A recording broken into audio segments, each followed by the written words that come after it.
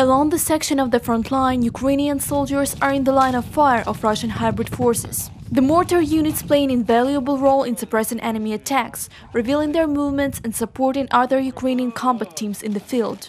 Our work is to covering our infantry when the guys from the opposite side is trying to capture our positions, or when they're shooting a lot in our infantry.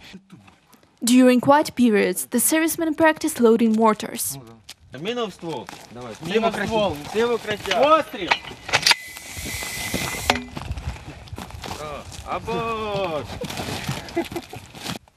Houses along the Ukrainian-controlled part of the front line are littered with shrapnel and bullet holes from enemy attacks.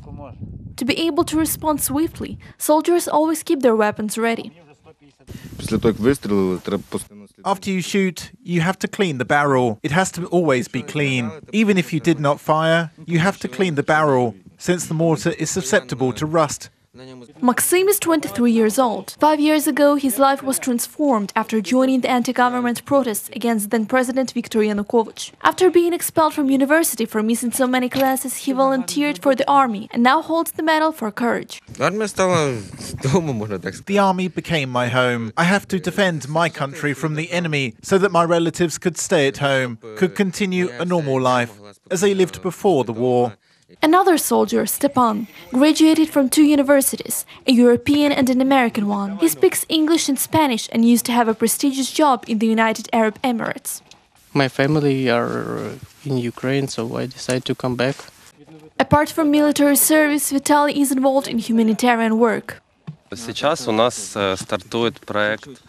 Right now we are starting a project of a civic organization that will work on building cheap housing for IDPs and war veterans.